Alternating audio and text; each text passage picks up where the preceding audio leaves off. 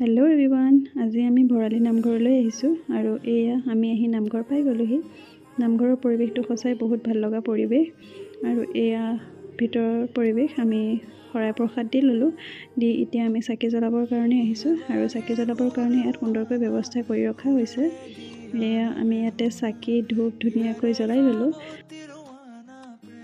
এয়া চাওকচোন বান্দৰ, ইয়াত যে বান্দৰ ইমান আছে নহয়, ভয়ে নকৰে মানুহলে। এয়া ভিতৰত সোমাই ধুনীয়াকৈ কল লৈ ওলাই গৈছে সিহঁত।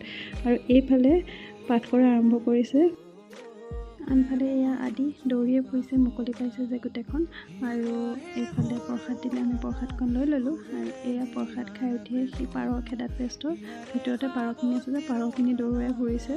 আৰু এয়া হৈছে তুলসী খুঁটা, সকলোৱে জানে, তথাপিও এপাক দেখাই দিছোঁ। এয়া দাদা আৰু মায়ে নামঘৰীয়াক অকণ সেৱা জনালে, আমি একপি ফটো উঠি ল'লোঁ। আৰু নামঘৰৰ পৰা ওলাই ডাঙৰ ল'ৰাটো ভোক লাগিছে বোলে, সেয়ে তাক পৰঠা এখন খুৱাই ল'লোঁ। আমি আৰু ইয়াতে চাহ চানা এনেকৈয়ে খালোঁ। আৰু এতিয়া কলিয়াবৰতে আমাৰ জেঠাইৰ ঘৰ, গতিকে ভাবিলোঁ জেঠাইহঁতৰ ঘৰতো এপাক সোমাই যাওঁ। এয়া জেঠাইহঁতৰ ঘৰ পাই গ'লোহি। দেখিছোঁ জেঠাই সকলোখিনি ৰেডি কৰি ৰাখিছে, ভাত, দালি, মাছৰ তৰকাৰী, ভাজি আৰু এইফালে বেঙেনা ফ্ৰাই আৰু পাপৰ। ইমান অসুখীয়া গাই যে জেঠাই ইমানখিনি বনাই ৰাখিছে আমাৰ কাৰণে। আৰু এয়া আমি সকলোৱে খাবলৈ বহি গ'লোঁ। আৰু সঁচাকৈ ভাত সাজ খাই খুবেই ভাল লাগিলে, কাৰণ জেঠাই বহুত টেষ্টি বনায় আৰু বহুত দিনৰ মূৰত জেঠাই হাতে খাইছোঁ যে বহুত ধুনীয়া লাগিলে খাই।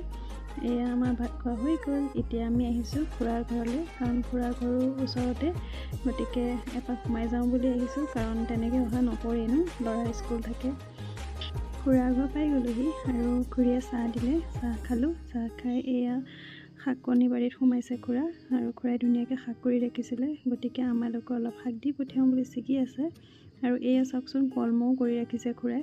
আৰু এয়া খুৰাহঁতৰ ঘৰৰ ফুলখিনি দেখি ভাল লাগি গৈছে। এয়া হৈছে খুৰাহঁতৰ গোসাঁই ঘৰ। গোসাঁই ঘৰখন বৰ ধুনীয়াকৈ সজাইছে।